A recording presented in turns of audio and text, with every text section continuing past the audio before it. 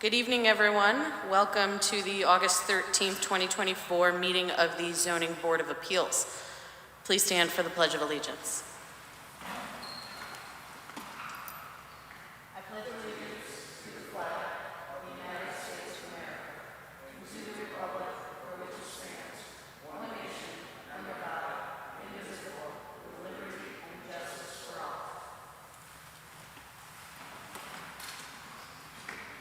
Thank you. Now for the roll.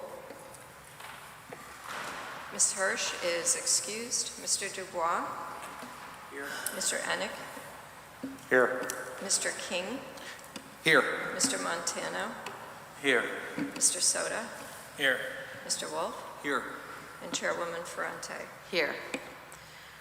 Also present tonight are Stephen Harris, our Zoning Enforcement Officer, and Meg Green, our Recording Secretary. First item tonight, 624 to 626 Gulf Street, has been withdrawn. So if you're here for that item, you can go home and enjoy your evening. Thanks for stopping by. All right, moving on to the next item, Mr. Montano.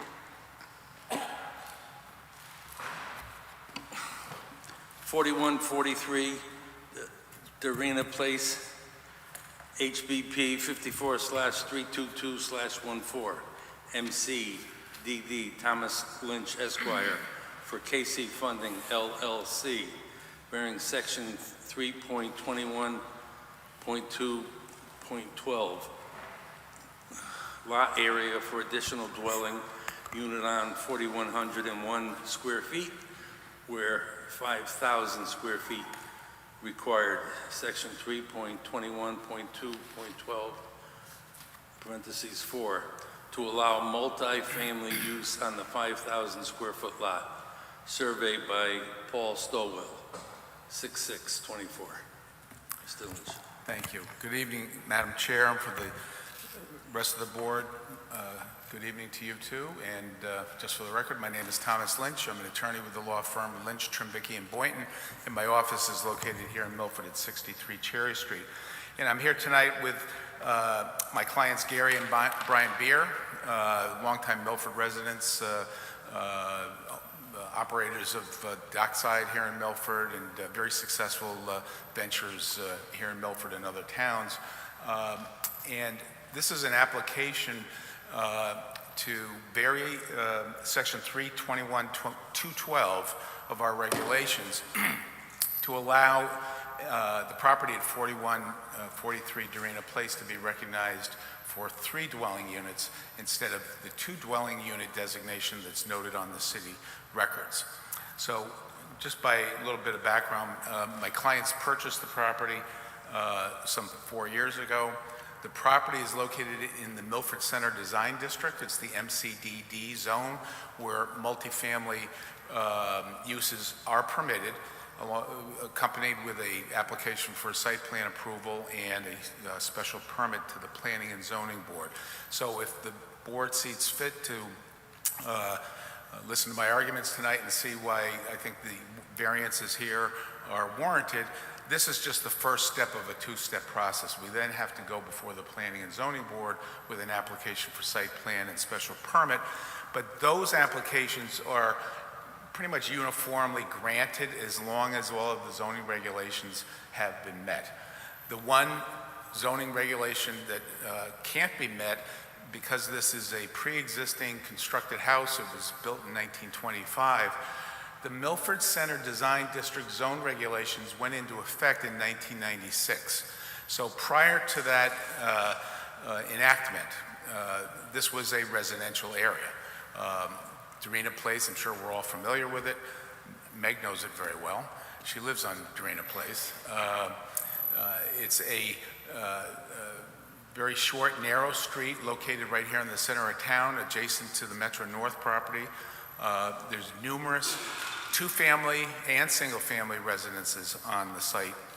Under our zoning regulations, a multi-family use is a 3-family use.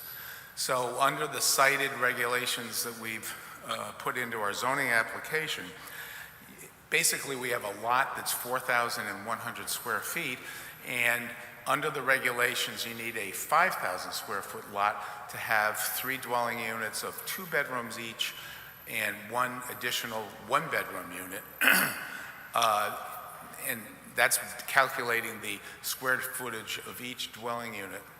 And then the lot itself, per that zoning regulation, is required to be a minimum of 5,000 square feet. Now, when the zoning regulation went into effect in 1996, I think that the thought was that any future development, when I say future development, I think we've all seen what's going on downtown in the MCDD zone. I think that the regulations were designed to address the numerous applications that were started back in the 90s and continuing into the 2000s and beyond, where developers were coming in and building large-scale apartment buildings. That's not what we're doing here. We're seeking to have a 2-family use that had been, at one time, had a 3rd apartment in it. I've researched these, the zoning file. Stephen sent on to me a copy of a variance, I believe, that was granted in the 60s for the conversion of this property from a 1-family to a 2-family. But when my clients bought it, there was a additional dwelling unit that was upstairs. A permit was pulled by Jeff Adelino to renovate the existing structure, and that's where this problem arose. The work was done.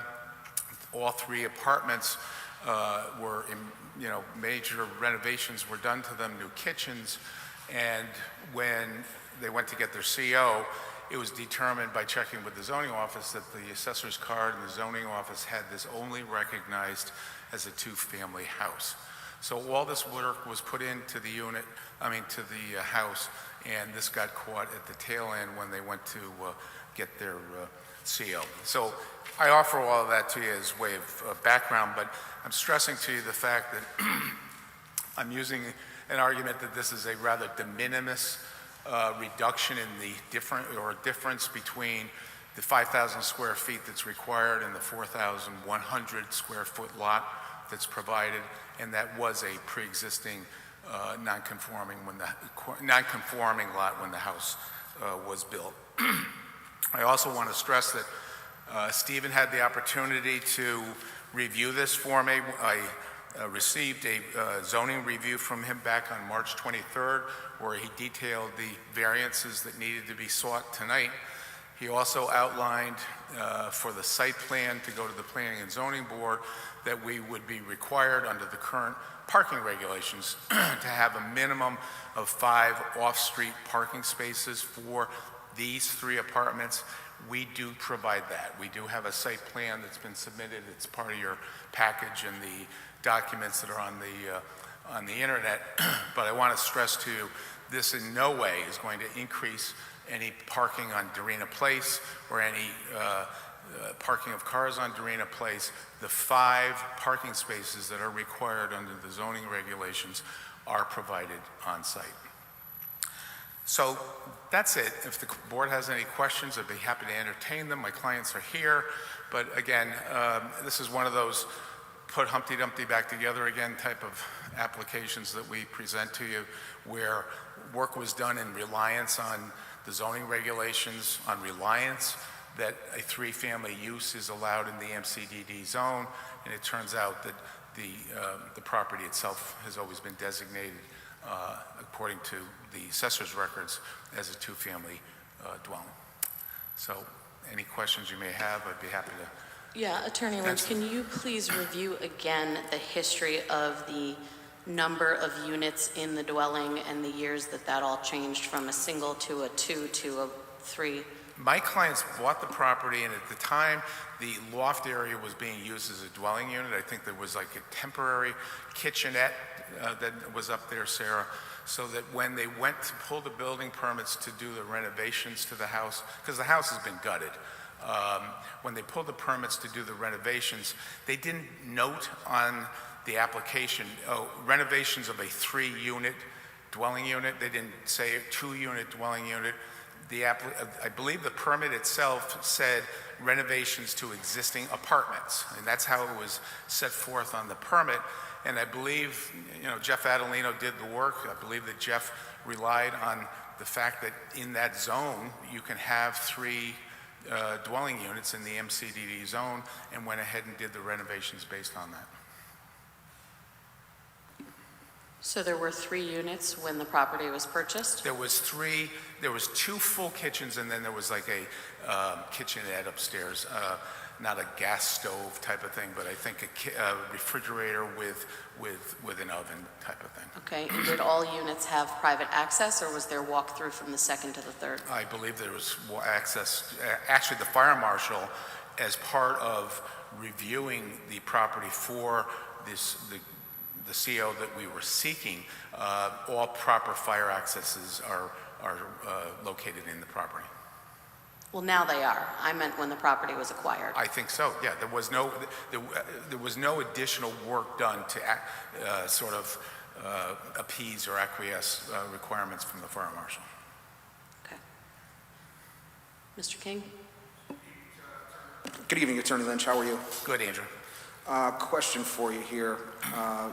You made a mention about the parking, and I'm looking at, I guess on the right side there of that plan, Correct. you're showing 2 cars in the garage. That's correct. I drove by the property. I only saw a 1-car entrance. Is that a 2-car garage? There's 1 door, but it's a 2-car garage. There's 1 door. You're saying that you can get 2 cars in there? How wide is that garage? That should be scaled. Stephen, you have better eyes on the computer than I do.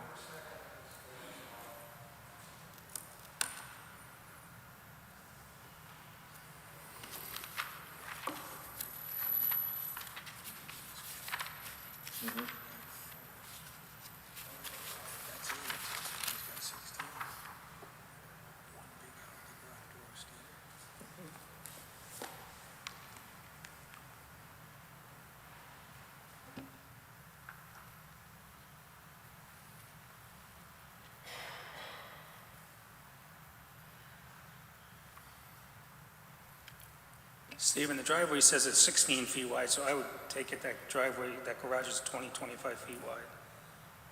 There's a measurement on my paper copy map, but I mean, honestly I'd say can't- 21, 22 feet. Yeah,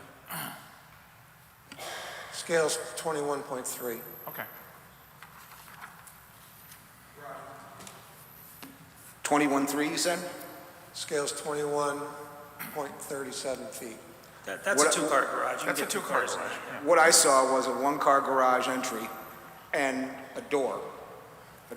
It may have a Parking, slider, like a barn door. Madam Chair, if I may, No. parking spaces have to be 9 feet wide. So by regulation, 21.37 can accommodate 2 parking spaces that are 9 feet wide.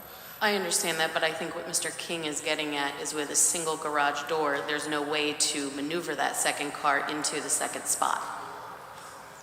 Or also, too, at least as far as I'm concerned, if I have to wake my wife up to move her car so I can get out, that's 1 parking spot.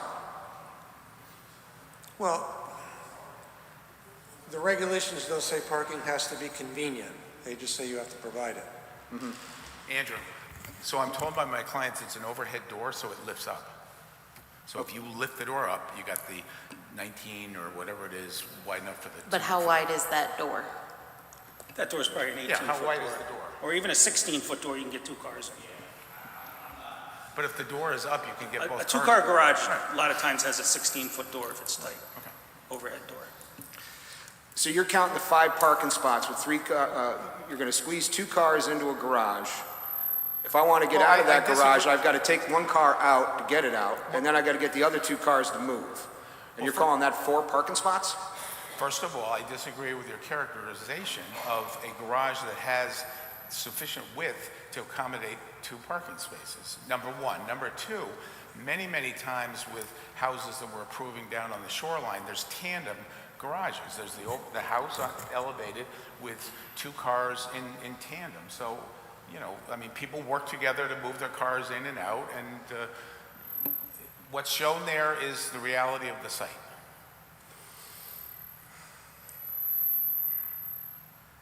There's 5 off-street parking spaces provided on site. Mr. Soto? Attorney Lynch, when your clients bought the house 4 years ago, how was it advertised on MLS? Is it two-family or three-family?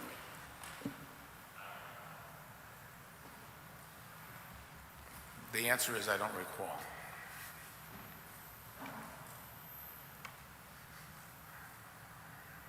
Any other questions?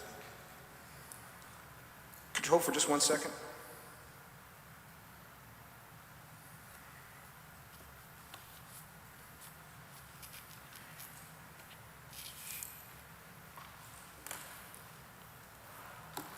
Can I add an additional comment? okay. You haven't closed the public hearing yet, right? Andrew, did you have something else to add right now? Okay. Sorry, excuse me, to answer Mr. Soto's question, I'm looking at the MLS listing right now, and it was advertised as a two-family. Okay. Which makes sense because anybody doing an appraisal would go to the zoning office and check the assessor's records. I'm just saying that there, quite often, whether it's a in-law apartment or some other accessory use in a property when it's marketed, again, it is what it is. There was a third dwelling unit up there. What we're trying to do here is legalize it. And the other comment that I was just going to make, and again, I just offer this, I'm not trying to be glib, but if these variances aren't granted, my clients have another route to go. They can apply to the Planning and Zoning Board for an 830G approval of a 3-unit multifamily use, which then would mean no building setback, no setbacks would be required. They could expand the structure. They wouldn't have to meet the lot coverage. They wouldn't have to meet the all the other standards that this site currently does meet. So I think this is a better, we're asking for your indulgence, and I get it, but I think it's a better way of having this building be developed versus the alternative. Attorney Lynch, on the survey, I see it has 4 electric meters. Pardon me? I see on the survey it says 4 electric meters. Well, I'm an electrician, and the only way when you go to apply for a 4-meter service, they usually check the tax records. So are all 4 meters plugged in?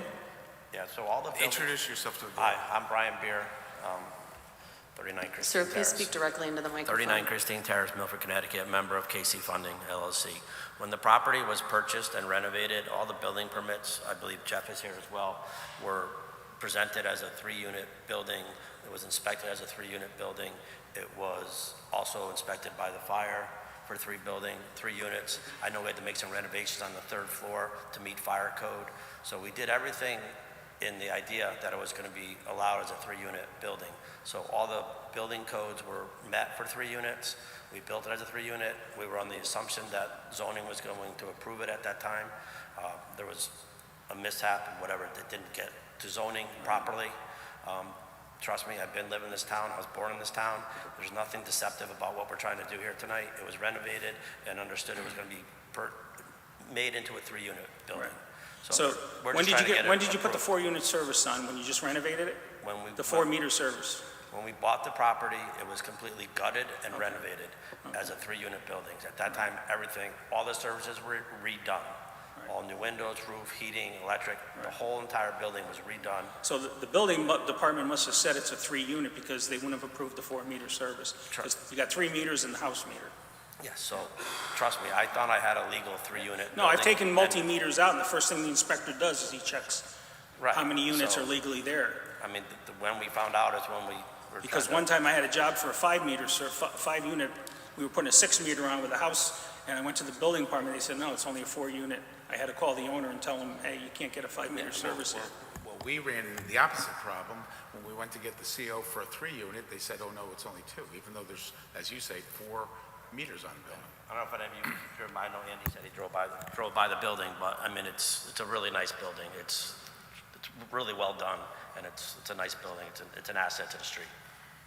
I have a question for Mr. Harris. I don't know if you can answer this. I know you're not a building inspector, but how is it possible that there were previous building permits for this property as a three-family, and it's only getting flagged now as not being a three-family. A lot of the work done on the interior of buildings doesn't need a zoning permit. So if you're going to remodel your kitchen, for instance, there's no zoning interest in that. This bubbled up to me at the back end of the process when the building department said, "Do you know there's 3 units here?" I said, "No." And then that's how this whole thing got started. But if all the work that was done now was also on the inside, then why didn't building speak to zoning previously when work was done on the inside? You know, I don't know I don't know the zoning history of this particular parcel off the top of my head. Okay. The only zoning history that I could find was the 1970s certificate of zoning compliance that was issued to, I think George Jaser was the owner of the property at the time, to legalize a 2-family use. But from that point, 50 years to today, there's nothing else in the file. Mm-hmm. Okay, any other questions? Mr. King? Mr. Harris, now, as far as the amount of space per unit and the bedroom count, is that all compliant with zoning? It's compliant with the change in state law. Excuse me? It's compliant with the recent change in state law about dwelling unit sizes. Okay. Mr. Montano? Attorney Lynch, Yes. 3 homes, rental income, could the 4th meter be a common meter for lighting, outdoor? It's just a residence, so I would say probably not if it was. If No, there the was fourth meter's a house meter just for outside lighting and stuff like Yeah. that. Okay. Thank you. UI requires a house meter on any multifamily. Any other questions? All right, is there anybody speaking in favor of this application? Is there anyone opposed to this application? Are there any other questions for Attorney Lynch? Okay, then this hearing is closed. Okay, thank you. Thank you. Mr. Soto. I move to approve the request to vary section 3.12.2.12, 1A, lot area for additional dwelling unit on 4101 square foot lot where 5,000 square feet required, section 3.21.2.124 to allow multifamily use on a 5,000 square foot lot, surveyed by Paul Stowell, 6/6/24. Okay, second, Mr. King. All right, discussion? Thoughts? Go ahead. I mean, they did everything right. They went for the permits and everything. It's a nice house. I mean, they remodeled it nice. You know, with all the approval now for auxiliary dwelling units in the city, you know, that people can put them in their backyards and stuff like that, I don't have a problem with this. I mean, that street's got lots of multifamily on it. I have 2 concerns. One is that this lot is undersized by almost exactly the amount of square footage that it needs to have to support a 1-bedroom unit. I mean, we're not even halfway through. It's not like it has half of the square footage it needs, and it's almost exactly. It's very undersized. And to Mr. King's point, while there are enough parking spaces on the property, there's no way in actuality that people are not going to be parking on the street because coordination amongst 3 different family units in 2 driveways with only single access, it's just never going to work out. They're absolutely going to be parking on the street. So those are my 2 Sarah, concerns. there's no parking on Dorena Place on the street. Oh, well, or else they're going to go somewhere. I mean, Can I say something relevant? Yeah. As the person who lives almost directly across the street from this property. Madam Chair. Actually, yeah, No? thank you. No. Oh, it's closed. That's I'm right. sorry. Thank you. Sorry, that took me a second, but yes, thank you. Okay. However, all that being said, it was internal renovations, interior renovations. There is no increase in the size of the house. It sounds like there was a lot of opportunity for the city to catch this before they did. So I'm not inclined to make them tear it out or seek alternative process. I'm not good with the parking situation there. That garage is not accessible for two cars. One car cannot get out with the other one there. And it's got a one-car driveway.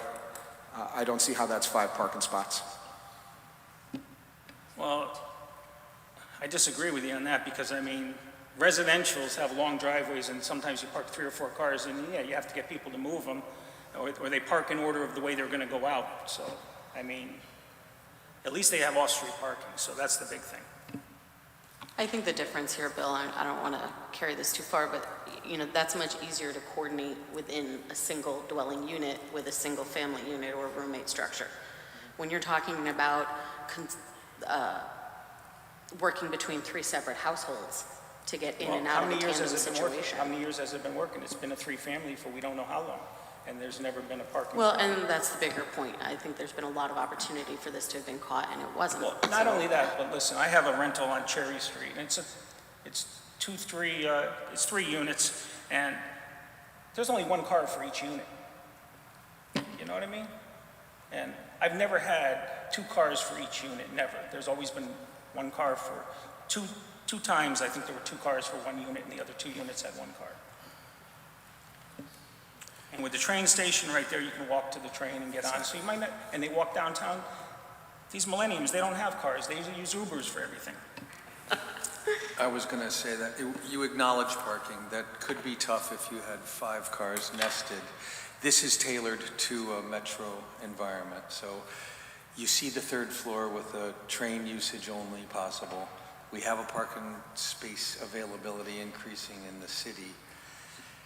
And then they did a pretty good job on the buff out. I like it. I'm okay with this. Okay. Stephen, the development on the corner of Dorina and... The hearing is closed. I can't ask Stephen a question? Correct. Well, I think there's public parking on the development that Smith is putting in. Okay. All right, any other thoughts? Okay, we will move to a vote. Mr. King, Against the motion. Mr. Wolf, I'm for the motion. Mr. Soto, I'm with the motion. Mr. Montano, I'm with the motion. I'm with the motion. Motion passes. You're welcome. Next item, Mr. Montano.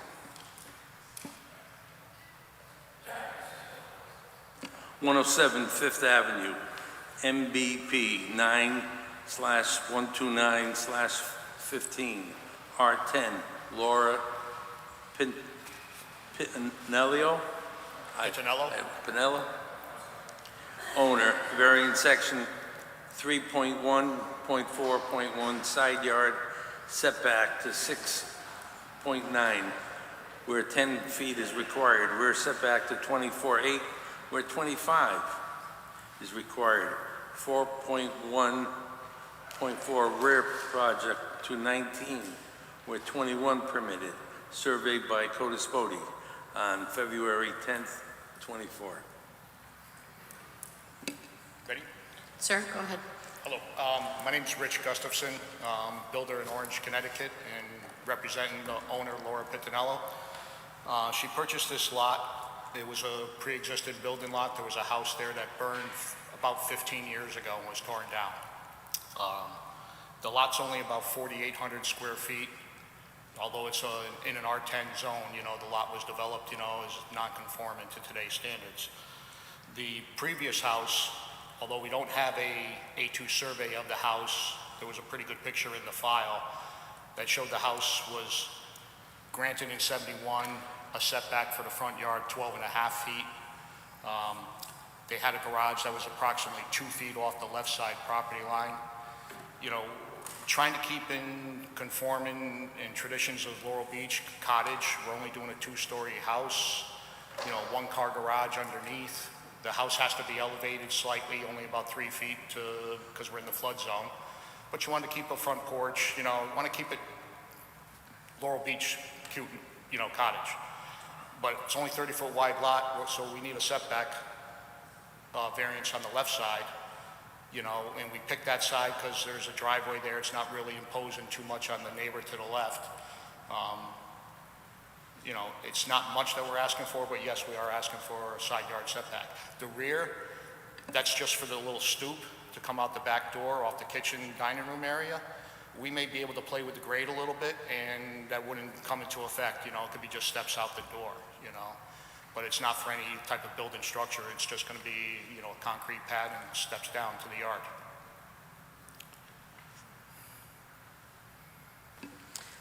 Okay. I'm wondering why this proposed structure is at an angle to the property lines? The property is angled. It's a little bit narrower in the rear than in the front, which we didn't realize until we had the survey done.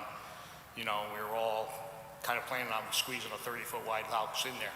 The previous house was 30-foot 6 inches wide, so we were doing a 30-foot wide. But if you ran it along the property lines instead of... If we paralleled the left property line, then it's going to encroach on the right rear property line, side yard. Okay, I mean, you're not asking for much, so I'm not sure why the overall width of the house can't just be reduced to be compliant and the house can be run with the property lines. Yeah, to try not to make a real skinny garage. It is only a one-car garage. We wanted to be comfortable to get an SUV in there. And she's got the front porch, the front door off the porch. Basically, that's a hallway in the house.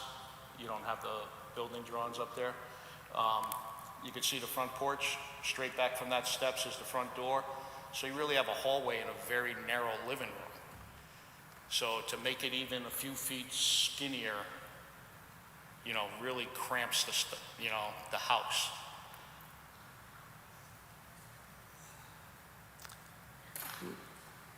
Any other questions for the applicant? We're not trying to overbuild the house, making a McMansion. It's only 2 stories, not 3. We're even keeping the roof line down. Didn't want to be imposing. What pitch you putting on the roof? I believe it's a 7-pitch roof. Okay. Yeah, it's a 7-pitch roof. It was going to be on roof. And like I said, Steve Harris did inform us that in 71 there was granted a 12.5-foot setback. I mean, if we have to make the house skinnier, we probably have to make the house longer, which will come forward more, but we want to keep it in line with the rest of the houses on the street. But you said there's already a variance granted for the Yeah. front yard setback? Yes, front yard setback was from 25 to 12-foot 6 in 71. So, Stephen, they could come forward to 12.6? They could, but they don't have to if they don't want to. I know they don't have to, but they're also asking for a rear yard variance, and if we grant that, then coupled with a previous variance in the front, future owners of this house could knock it down and build something all the way from front to back per the variances. Like I said, the rear setback variance is just for that stoop, but I mean, we could come out with stairs out the back door if we had to. Just a longer first step. We don't have to have... There's a slight variance here for the rear yard setback for the house, as well as one for the stairs. It's slight, but it's there. Oh, I'm sorry, on the corner there. Sorry. Any other questions? Mr. King? Now, your concern about making the house skinnier was because of the garage, right? Well, the whole thing, the garage was 15 foot to the outside, plus the thickness of the walls. It's, it's 14 feet basically. But if you took the 3.1 off the other side and move the house over, then you could keep the garage width and go to 26.9, right? Well, For width. And then you wouldn't lose any garage space. well, it's not just like the garage space. If we took it off the right side of the house, that 15 foot is the living room with a hallway. So our living room's only 12 foot wide. Minus the outside of the house. Okay. It's 11 and a half feet wide. And the rear setback, like just mentioned, Is point- why, I mean, you need 0.2. I don't understand, really with Joe Codaspoti, why it's 0.2. If it's 100 feet on that side, it's 100 feet on the left side. a 30-foot wide house, I mean, a 50-foot deep house. But you got the space in front. You can't move Yeah. that. You can't eliminate that. We could move it to 0.2 feet, 0.3, 0.4 feet forward, because we have the variance that was already Variance in granted the for front. 12.6. So you can eliminate that. So we could eliminate that one, yes. I don't understand why that measurement is 24.8 when we have 50 feet from a 100-foot deep yard and 25 in the front. That should be 25 foot even in the back. Correct. That's my math. Well, you're saying you want to keep it in line with the house, but you're looks like about 5 or 6 feet back from the house on the right. Why don't you pull it forward to match the front? Well, okay, we could pull the house forward to eliminate the rear yard setback. Yeah, then you wouldn't need any Yeah. variance for the backyard. Right, And you'd only need the side yard right. variance. Because I didn't realize we even needed it until Steve pointed it out when we were coming for the side yard Because setback. both houses on each side are closer to the road than yours. Right. Yeah. I would pull it ahead 5 feet, then that stoop is, you're allowed 20% in the setback for the Yeah, stoop. we could pull that You can make forward. it, We no could pull it problem at forward. all. Yeah. We were trying to leave enough room, for... Line it up with the front of the house on the right. Yeah. Mr. Wolf? But a 24.8 to a 25, I'd call moot. It's insignificant, but we are doing a variance. Yeah, but look, if he moves it to... Right, understood. Yeah, they could have bumped this big. It's the side yard that's significant. And Rich, you intentionally tucked in to take that nip because there's an adjacent neighbor's driveway there. So you went that way intentionally. Right, so it wouldn't be like too intrusive to the neighbor, They're Right. not sticking out their window and seeing, the house coming closer to them, Is the neighbor on that side in favor of this? Well, we're going to get to that. So Is that the neighbor? That's the neighbor, so... Okay, all right. Are there any other questions for the applicant? Okay, is there anyone speaking in favor of this application? No. Okay, is there anyone opposed to this application? Please come forward and state your name and address for the record.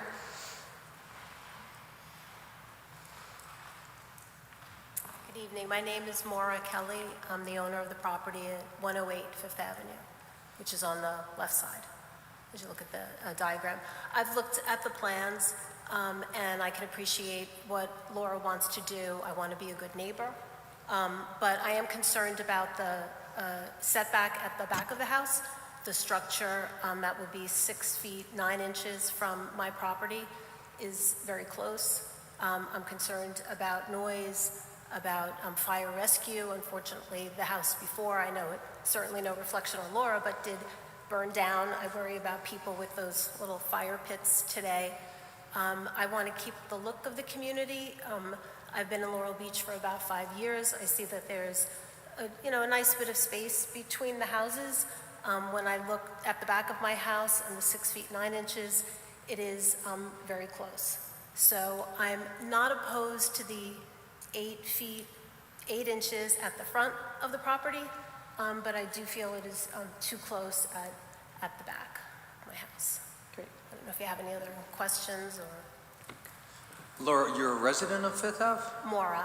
I own the house. I live in New York most of the year, but I am spending the summers up here, and in the future, I will be living here full-time. Okay. Let me ask you, if he tweaked the house a little bit and had 8'8" on the back and the right and had to get a variance on the other side, would you be in favor of that? If he had 8'8" on each side of you? 8'8" on the rear? Yeah. No, would the neighbor be in favor of that? Yes, I'm okay with the 8 feet 8 inches. You just don't like the 6'9"? It's just a little close. I mean, people may say it's 2 feet, but the house is close. My garage is right there. I would like to keep as much space as possible, unless there was some undue hardship or some unique circumstance, and I have not heard that. Thank you. Okay, Is there anyone else opposed to this application? Okay. Any other questions from the board for the applicant? One question. Mr. King? The house you're building, is it going to have an air conditioning unit? It's going to have air conditioning? Yes, Where's the unit going to go? that'll be in the backyard. Back. It'll be on the back of the house? Yeah. Okay. Madam Chair, I have a question for Mr. Soda. Sure. Mr. Soda, you entertain the idea of having the left rear corner of the house match the front at 8'8"? Yes. So are you saying to just tilt the whole Tilt the house? house, yeah. That You'd would, have to get a variance for the right side, too. yes, So so we'd have to leave the hearing open, and you have to come back. hypothetically, if the board were to entertain your idea and approve, another variance would be required. However, the board can leave this hearing open to give time for plans to be redrawn so it can be re-advertised. So the applicant can perhaps take his cue from the board and come back with a better application. Are you okay with that, leaving the hearing open and have Code Spouty Shift the house. shift the over. house to 8.8 on each end, and then you'd have to apply for a variance for the right side also. You'd have to add that onto the variance for the next So meeting. it'll be just a variance for the right side. Well, hold on a second. No, Before we jump to that, Well, I'm just asking if he's okay with it. well, let's decide if the board's okay with it first, because I'm ready to vote. For one, I think, we talked about making the house narrower, and the applicant said if it was narrower, it would have to be longer. We already have a variance request on file for 12 more feet in the front of the house. I'm not inclined to offer any more variances at this point. There is plenty of room on this lot to build what he wants. There is a 12-foot variance in the front already from 1971. Yeah, That but is who huge. wants a long and narrow house? Well, it doesn't matter. The variance exists. These applicants might not, but if they sell the house, somebody else can build up to 12 feet. It's already there, so I don't want to add any more. I doubt somebody's going to tear down a brand-new house. It doesn't have to be now. It could be 30 years from now. There's plenty of room for what they want. If the option was narrower and longer, you've got 12 feet in the front yard that's already been approved. We can't take that back. So why would we ask for more when they can use that? Well, I disagree with you on that, but I think if you compromise and you put a variance on both sides, I see that as a good compromise. Because if we brought the house forward to that 12'6", it also takes away the view down the green into the water that everybody's supposed to have on the Fifth Ave East. I understand that, and I respect that, and I absolutely That was just trying to be respect. considerate to the neighbors, No, I really do respect that, and I respect you're trying to build what's actually a pretty modest house on an empty lot. We get a lot of requests for much larger houses.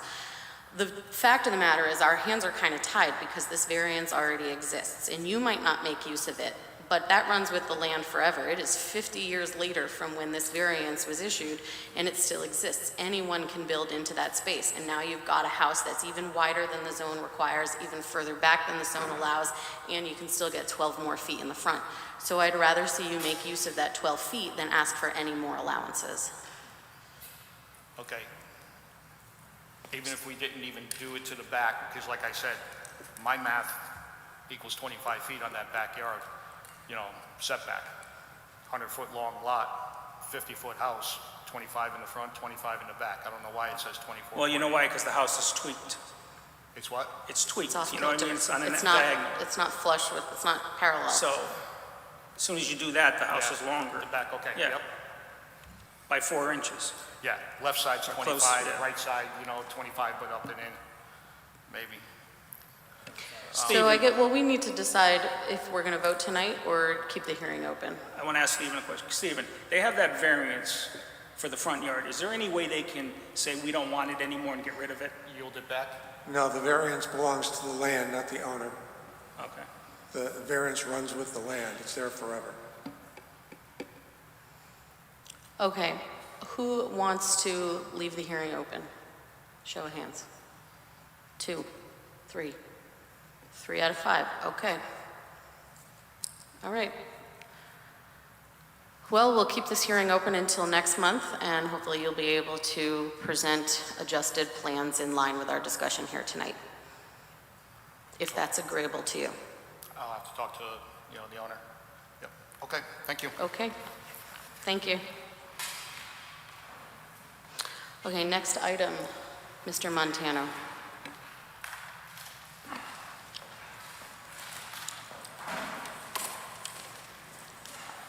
For 1455 Boston Post Road, MBP 90/805/16.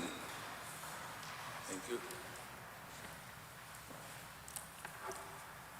to allow 20-foot setback from Rose's Mill Road for drive-through order canopy where 25-foot yard is required for accessory uses.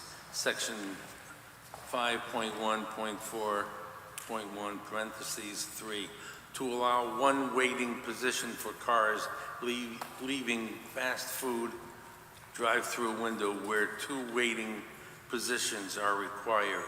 Section 5.14.6 parentheses 6, to allow dumpster enclosure 6 feet from side property line where 10-foot wide landscape buffer strip is required. Section 5.16.4, to allow dumpster enclosure within required landscape buffer strip area between parking lot and side property line. Good evening, Madam Chair, members of the board. I'm Sarah Sharp. I'm a lawyer at Hurwitz, Sagarin, Salzburg, and Nuff in Milford, 135 Broad Street. I know that it was a mouthful, but I want to sort of take you through these one by one to sort of put them in context, as well as the specific, unique conditions of the property that we think warrant the granting of the variances here tonight. I'm here on behalf of the applicant, Raising Cane's Restaurants LLC, and the applicant and property owner, 1455 BPR LLC. And this is the next step towards bringing this exciting brand to Milford. If we are approved, we would be going to the P&Z for a special permit approval. If you're not familiar, Raising Cane's is a quick service restaurant. They specialize in chicken fingers. They started in Louisiana a long time ago, but they're new to the New England market, and they really just sell chicken fingers, Texas toast, and soda. So it's a very unique service, and it makes getting through the queues and everything very quick. So that's something that's really unique about this property, and it's a very exciting, unique brand. So this is 1455 Boston Post Road. Just to show you on the screen, we just have a zoomed out picture to contextualize the property. It's currently the vacant Milford Bank location. I just drove by it recently, and it has a lot of overgrown weeds, but what we would plan to do has a lot of amazing landscaping. It would really revitalize the streetscape in that area. So turning to slide 2, thank you. This is straightforward. This is a request for a variance as to the accessory setback. We are in the CDD5 zone, which requires a 25-foot setback for accessory use structures. We're requesting a 20-foot setback to accommodate the drive-through canopy that is situated 20 feet and 2 inches from Rose's Mill Road. Next slide. The next is vehicle waiting positions leaving the drive-through. This is being requested really out of an abundance of caution because of the way that the regulations are written, and there being multiple ways to interpret this. Section 5.1.4.1, subpart 3, requires that a fast food drive-through window shall have at least 10 waiting positions between the street line and the window for cars approaching, which we provide more than is required. And it also requires at least 2 waiting positions for cars leaving the window.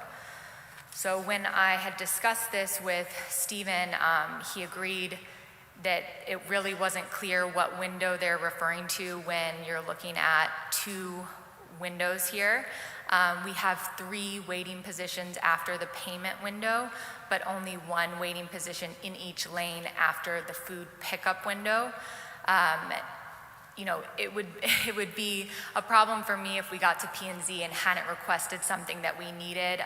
David Solkis has been out, but in the past, I believe this has been interpreted to require 2 waiting positions after the food pickup window. And again, because it's not clear whether those can be stacked next to each other versus vertically, right now we have 1 waiting position in each lane after the food pickup window, and then we have that bypass lane. So that's the reason for this request. Next slide. And so there are 2 variances requested, but they relate to the same item on the site plan. they overlap, again, because of the way that the regulations are written. The regulations require that we maintain a 10-foot wide landscape buffer strip along the side property line. That is the property line abutting the Taco Bell there. We've been able to accommodate that 10-foot wide buffer along almost the entire side property line and maintain some existing dense, mature vegetation that is there, with the exception of this small pinch point where there's 6 feet 4 inches for that dumpster enclosure location. The dumpster enclosure, it's going to be fully screened. We have arborvitae to screen around it as well, but we need a small variance to encroach into that 10-foot wide landscape buffer there, which is the first request on this slide right there. The second is in section 5.16.4, which just generally states the dumpster shall not be located in required buffer areas. There's no definition as to what is meant by required buffer areas. This is another one that Stephen and I went back and forth with. It could be that required buffer areas means residential buffers, in which case our plan complies because there is no residential adjacent property, but it could also be interpreted as meaning a required landscape buffer, which for the reasons I've already described, we need to slightly encroach onto, and that's why we're requesting that variance. Next slide. So just the unique property conditions to highlight here, looking at the requirements for granting a variance under section 9.2.2, we have a non-conforming lot size. The minimum lot size in the CDD5 zone is 40,000 square feet, and this is just below that threshold at 39,000 square feet, so that's unique to this property as compared to others in the CDD5 zone. It is also non-conforming as to the minimum lot depth. The minimum in CDD5 is 150 feet, and this parcel is 112 feet at the narrowest point. We also have frontage on 3 sides and an irregular lot shape with 50-foot building setbacks required on all sides. So with all of those in combination, it really limits how you might develop this site, even with a very modestly sized 3,000 square foot building of a use that is really appropriate for the area and really the type of use that should go there. It was previously a bank that has left, so I think that based on the everything surrounding in the area, it really makes sense for a fast food restaurant to be here. It's in harmony with the regulations in that this is the minimum variances requested to allow the development of the property. We've made a really strong effort to maximize landscaping and not request any setbacks or significant variations as to the landscaping buffers along the side and internal to the property. There's going to be a significant amount of internal and perimeter landscaping to really beautify this corner. It's also compatible with the neighborhood in general, given the existing similar uses and site configurations. The neighboring Taco Bell has landscape buffers substantially smaller than what we're proposing here, and it looks like they also have their order canopy within the 25-foot setback. We received today, and I believe it was submitted to the city as well, but I have a copy here, a letter of support from our neighboring property owner across the street. Thank you, Madam Chair, at 1454 and 60 Post Road Associates LLC, expressing their support for this project. And I have with me tonight Michelle Robinson, a representative for Raising Cane's, in case you have any questions that I can't answer tonight. Thank you. Mr. Soder. Okay, I have a couple questions on the waiting, the 2 spots for the waiting car. Mm-hmm. Now, when they place the order, and there's 3 cars, almost 4 cars, so where do they pay? At the first window on the building? They pay at the first window. And then they pick up the food at the second window? Correct. So what happens on the outer lane? They order the food, and then they pay at the canopy and pick up the food at the, how do you get the food out to them? On the second window. They On the pick second up, so the second window, the second lane, that is operating at peak times, and there is a staff person, a runner, who runs the food over there, yes. So by the time they place it, and those 4 cars, by the time they get to, or the 5 cars, by the time they get to the canopy to pick up the food, I mean, you're saying it's done fast because they only make 2 things really in soda. How often do they have to be in the waiting line? Virtually never for this use, because we only make one thing. You know, the waiting position is typically for checking your order, but since we only make chicken fingers, it's just a matter of how many chicken fingers are you getting, and we start making them when it's a peak time, and So they get their one order. space would be sufficient? Exactly, yes. Okay. And then I have a question on the dumpsters. I see the enclosure, and it looks awful big for that small dumpster that's in there. It looks to me like you could push them a couple feet back and then move the front enclosure where the gates are closer to the dumpsters, just to give a little more room in the parking there. You see how much room there's behind those dumpsters? I can have Michelle respond as well, but I know that our engineers went back and forth on this dumpster location around and around a lot, and I think it has to do with the turning movements for the trucks to get in and out, that they need that space. Well, if anything, it would give the trucks more space. That's what I'm looking for. It looks a little tight. Let me ask you another question. How often, what's the bypass lane for? The bypass lane is for, you know, people who need to get out of the lane as an emergency purpose. It's, Okay, but because they can only use it after they place the order. that's correct. Okay. Ideally, we would have it going all the way around, but But you don't have the space? yes. Okay. Because that's what I was concerned about. If somebody got in line, how often does somebody get in line, they have to back out of that? Okay. How often do they have to back out before they give their order? Because then there's no bypass lane. Right, so I should mention that the second lane is only open during peak. During non-peak, it would not be open, and it could also serve as a bypass. I got you, okay. So if she could just answer the dumpster question, I'm all set. I believe the dumpsters are arranged because of the turning. Ma'am, if you could radius. please speak directly into the microphone. My name is Michelle Robinson. The dumpsters are placed so that the trash pickup trucks have the room to do the pickup without impinging on the parking. I understand that. I'm just saying, you see the space behind the dumpster to the fence? It looks like maybe if this is 20 feet per inch, it looks like it's 4 feet or so. You could move the dumpsters back. You know, I'm sure you're gonna have bollards back there so they don't tear the fence down when they push the dumpster back in. So, and the other one, the other one that there's even more space. You know, you put the bollards there so they don't break the fence, and then you can move the front gates closer to the dumpsters, a couple of feet, and then it looks a little tight in there for turning and stuff, for cars. Do you understand what I'm saying? So you're asking to have the dumpsters pushed To the rear. closer to the Taco Bell? Well, do you want to come up here and I'll show you?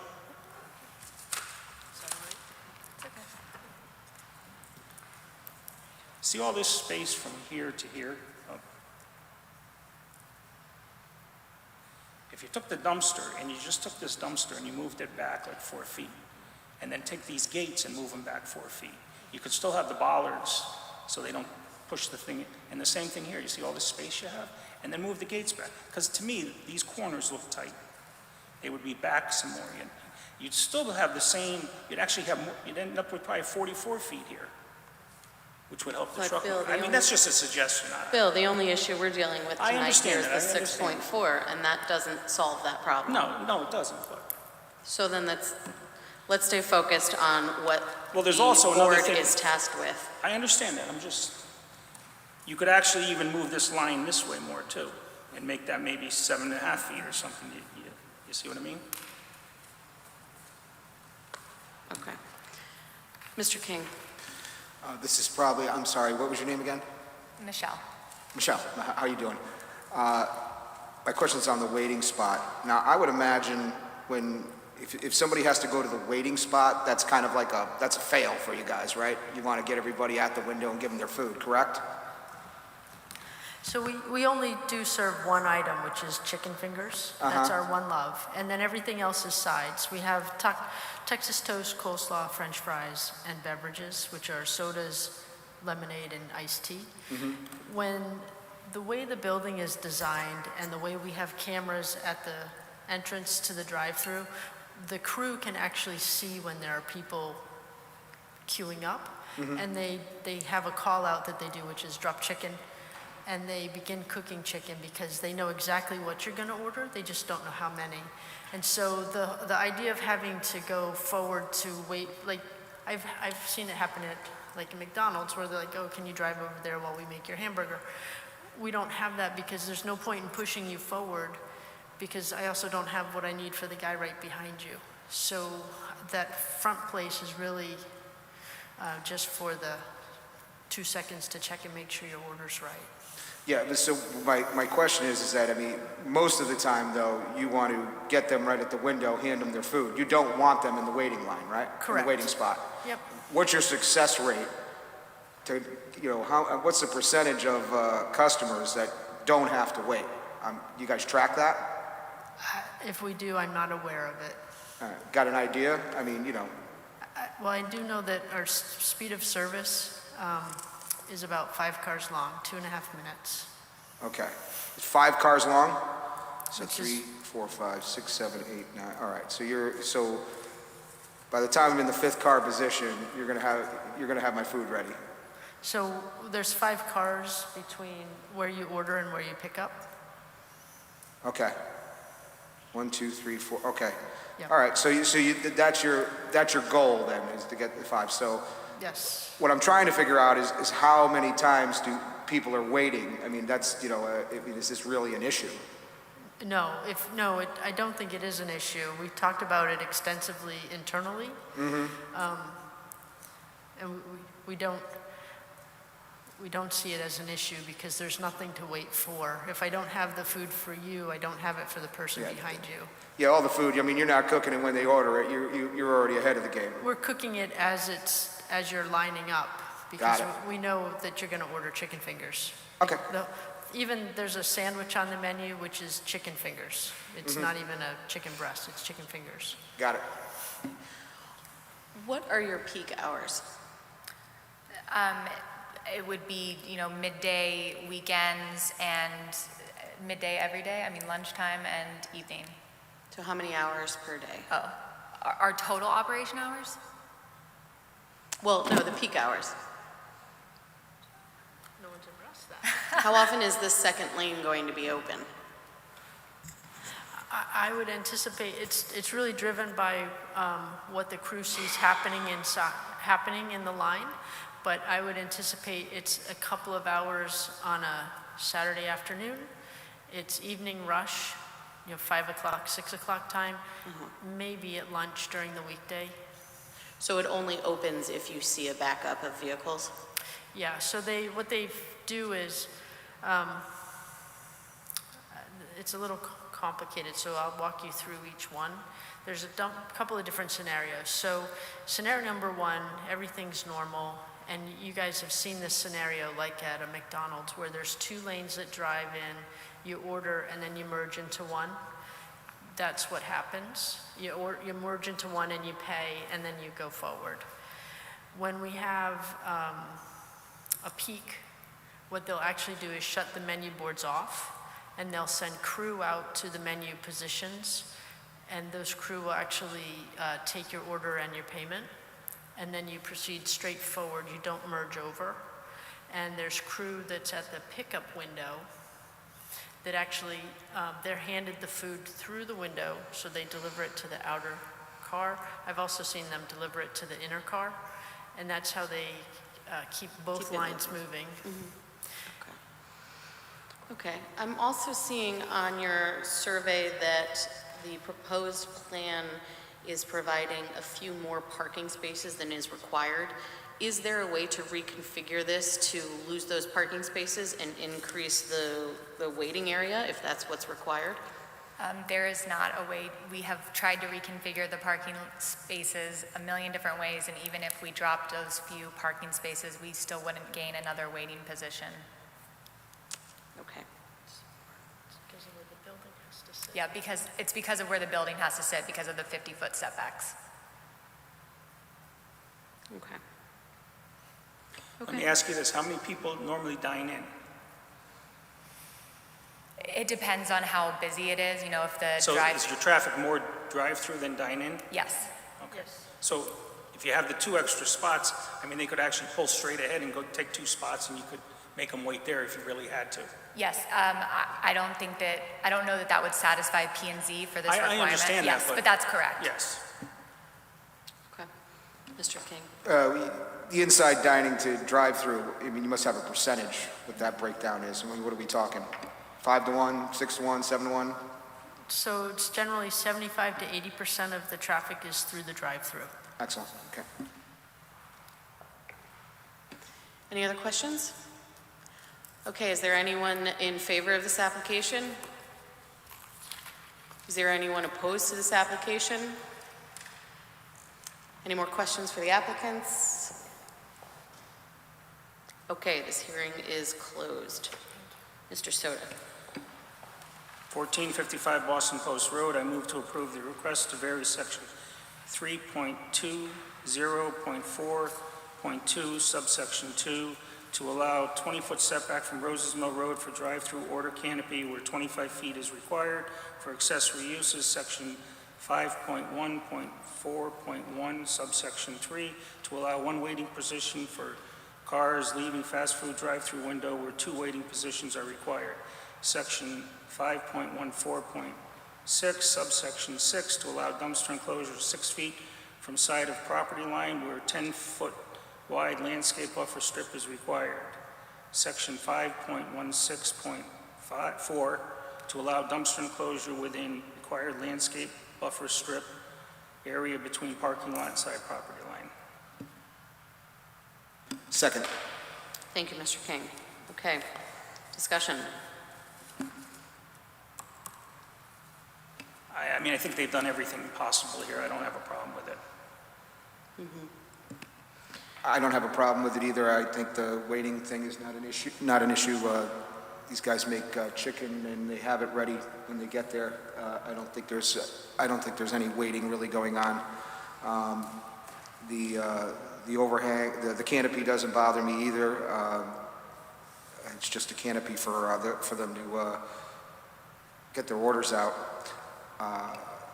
Sounds to me the canopy will decrease waiting times anyway. You can get the cars through faster. So Exactly. you've got the waiting position issue kind of mitigated by the canopy.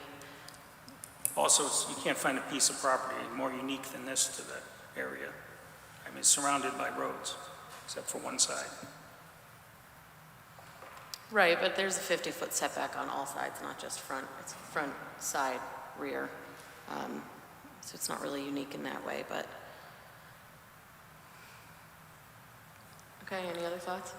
Primarily a single lane service. This bypass is utilized by the second lane when they get jammed.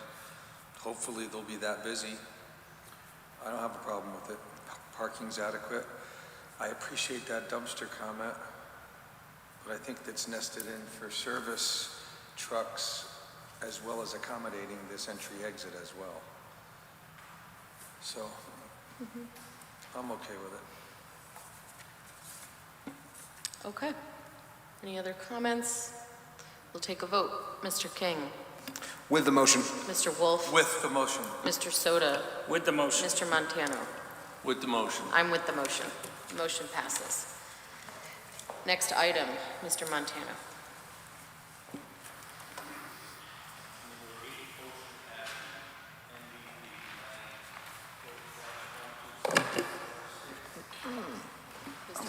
Let's start over again. Yes, thank you.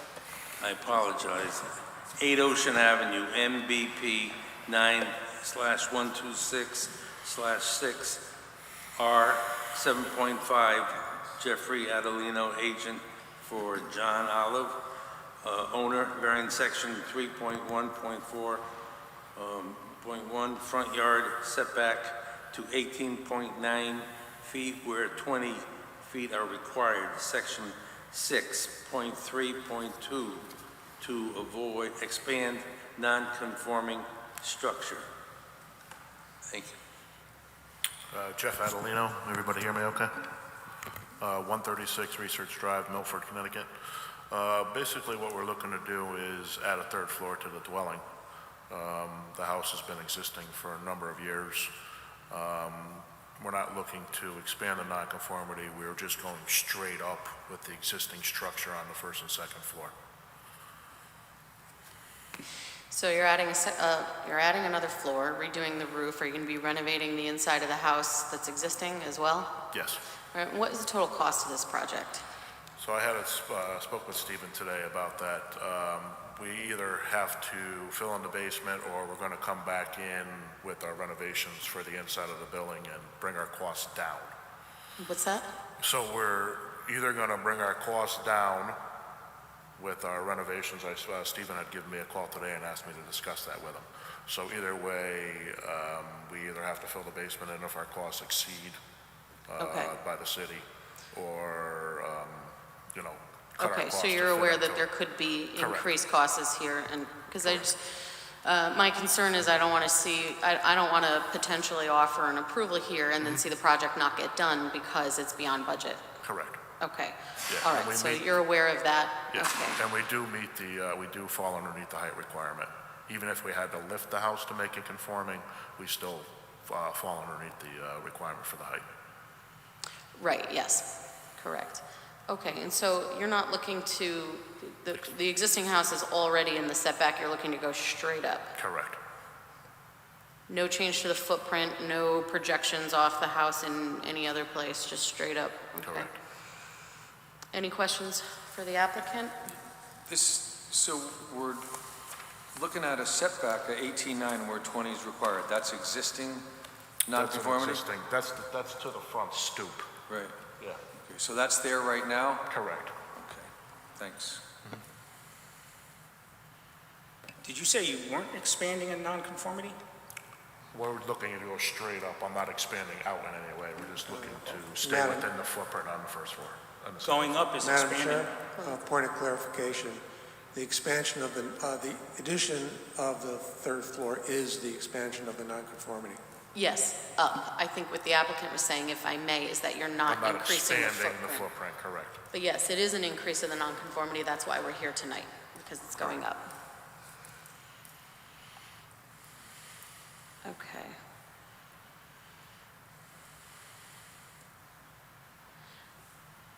I see, okay, so the front door is inset a bit, and then the rest of the house comes out to the end of that stoop there? Correct. And that's already existing on the first and second, and then you're Exactly. going up to 3. Exactly. And obviously, we're only looking at one request here, so there's no problem with that porch on the third floor. Correct. Okay. All right. Any other questions? Yeah. Do you have any letters of support from neighbors? I do not. Obviously, there's nobody here to speak against it. Can you please repeat into the microphone? I'm sorry, I do not, but obviously doesn't look like there's anybody here to speak against it. Right, and we'll certainly ask the room, but they would have received notice of this. Yeah, they all did. Okay. Any other questions? All right, is there anyone speaking in favor of this application? Is there anyone opposed to this application? Any other questions for the applicant? All right, this hearing is closed. Thank you. Thank you. Mr. Soto.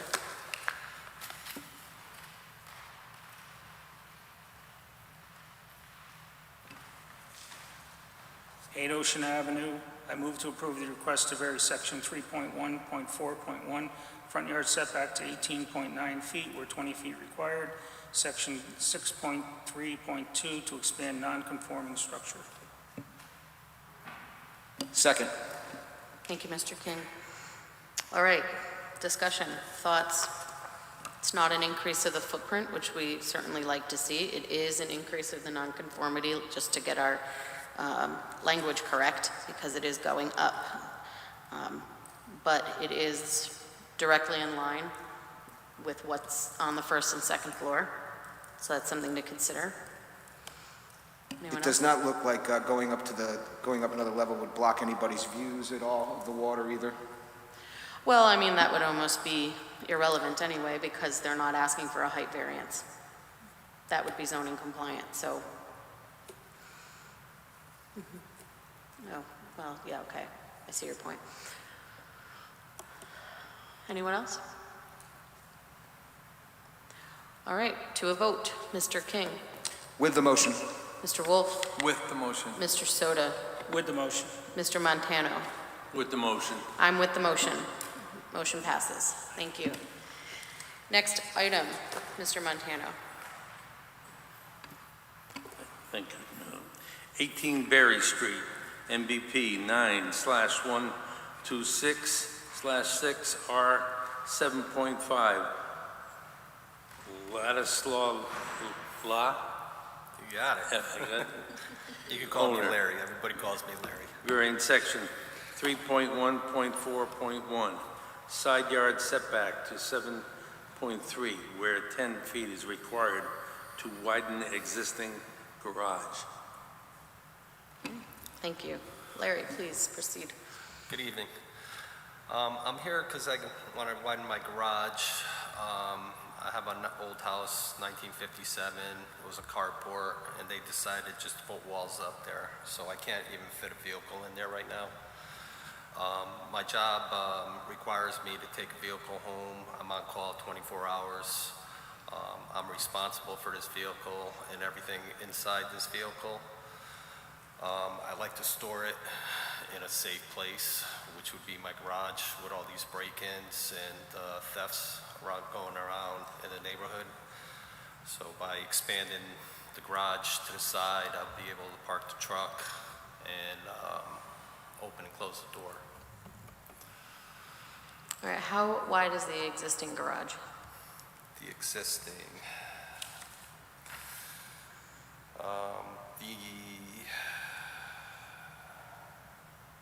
Madam Chair? the existing garage, the inside part of the existing garage is 9'9" by 20. I'm sorry, can you say that again? 9 feet 9 wide by 20 deep. Mr. Harris, did you have something to say? Yeah, the dimensions of the existing and proposed By- garage are up on the screen. Thank you. So it's 10.5 10.5. wide by 21 deep existing, and he's proposing 15.5 by 30 deep. My work Okay. vehicle is, with the mirrors on the side, my work vehicle is 9 feet wide by 19 feet long. Okay. I appreciate your complication with the work vehicle. However, when we grant variances, we look for a hardship in the land itself. Your property is wider than the minimum required for the zone and deeper than the minimum required for the zone. So what would you say is the hardship of your property that you can't otherwise accommodate what you want to build? I'm not understanding you. When we grant variances, there has to be something unique in the property that makes it difficult to develop. The hardship has to be with the land, not just that you have an item that you can't fit. That's a personal issue, not an issue with the land. The property has to be unique in some way. Well, I have an existing garage. All I'm asking is to widen it so I can park a vehicle in it without putting up a whole nother structure in a whole nother area of my property, you know? Okay. Any questions for the applicant? Yeah, you cited crime as an issue? Yeah, we've had break-ins in my neighborhood. Uh-huh. And so if this was to pass, when I drive by your house, I'll never see your city truck out in the driveway. Well- Are you telling us? What's that? We'll never see your city truck in the driveway. It's going to be in the garage. Correct.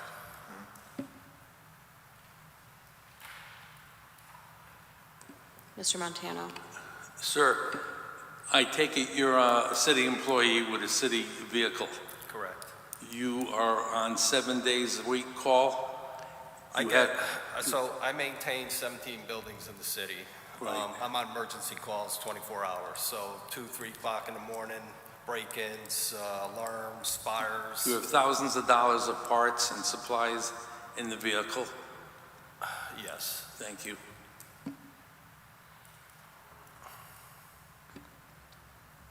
Any other questions? More. You got a 21-foot depth now, you're going to go to, say, 30. Are you going to butt 2 cars in? Pull one Butt in two. all the way and then another one behind it? No, I only have room for the truck. I'm going 5 feet back and a foot towards the front. 10-4, thank you. Okay, any other questions? Is there anyone speaking in favor of this application? Is there anyone opposed? Any more questions for the applicant? All right, this hearing is closed. Mr. Soto. 18 Berry Street, I move to approve the request to vary section 3.1.4.1 side yard setback to 7.3 feet, where 10 feet required to widen existing garage. Second. Discussion? I understand the need to put the truck in the garage, but there's no land hardship here. I don't see it. And, you know, it'd be nice to be able to secure the city truck, but I don't see any other land issue that we can cite to make that happen. Anyone else? Mr. Montano. I feel that if the gentleman is on call 24 hours, 7 days a week, wintertime we have a snowstorm, it should be respected that he be able to pull in a garage secure, not to even mention the amount of tools and parts. Thank you. But where's the hardship with the land there, Gary? You're right, Madam Chair. I just think there should be extenuating circumstances for this gentleman and city employee. Thank you. We had in the past position of the existing structure as a hardship, which is weak. He's only asking for a 7.3 on a 10-foot setback, so I'm okay with it. But good point. With a nice square lot like this, a legitimate hardship is hard to dig up on something like this. I mean, generally, position of the existing structure can, you know, yes, we have I've used heard that it. before. Yeah. However, you know, if you look at the existing side yard setbacks, they're just about maxed out. I mean, this is just a very wide house for the lot. I mean, Be a lot more costly. You nip into the house and you cut this off and you keep your 10 foot, but you're going to butcher into the house. I see what he's doing. I know. I Good mean, point. it's a straightforward addition. It's a straightforward ask. It's pretty minimal. You know, I want to say yes, but I'm not seeing a hardship with the land, unfortunately. Mr. Soto. Well, I mean, he did it best as he could for the lot, you know what I mean? He's only asking for a 2'7" variance, and I mean, there's no neighbors here against it. I don't have a problem with it. I mean, he's only going 15.5 feet. He's got a 9-foot truck. I mean, by the time you open the doors and get out, and if you got to put some stuff in the passenger side or something, he's not asking for a lot here. Adjacent neighbors on a corner lot, and that house is tucked kitty corner away from this addition also. So you're not really encroaching on the next door neighbor at all. I know Berry Street. Okay. I mean, I take a lot into consideration the neighbors are here opposing it, but we don't have any Yeah. opposition. Good point. You know, it's true, and nobody here is opposing. It's a minimal ask. It's a modest addition. But to your point, it's 30 years goes by and someone else has it and they get it as well. Yeah, and it's an attached garage, so, you know. The other thing I think, too, I understand, you know, you're on call all the time, and, you know, and I understand your need for it, but other people have other jobs for other companies as well, too. You know, we can't, just because it works for the city, we can't be considering that as a factor. Okay, any other thoughts, comments?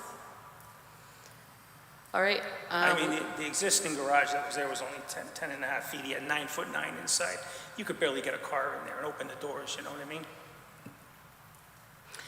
Yeah, but you could get a reasonable, you could go up to the side yard setback and get a one-car garage. It just wouldn't be big enough probably for the work truck. So you could build out to the setback and get a one-car garage.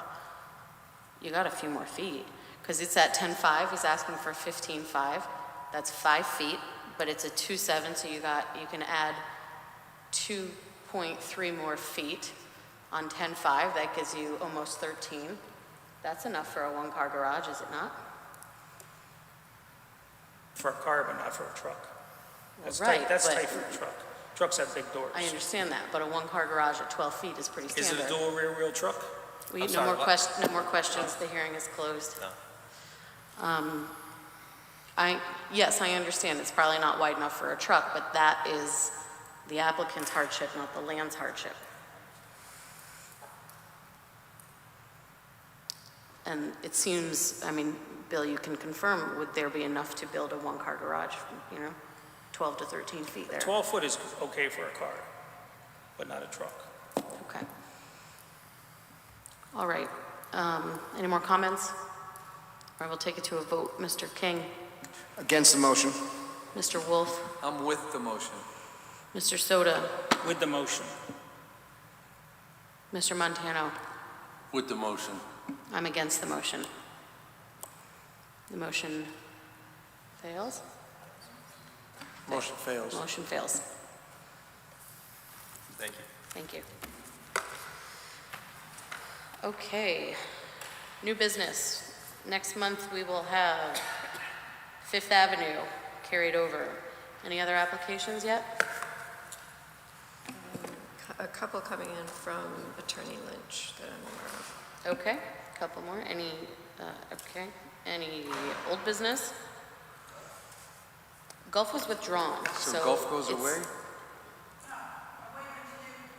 Me? Yes. Okay, ma'am. Oh. Okay. Thank All right, you. we need to finish the meeting. Thank you.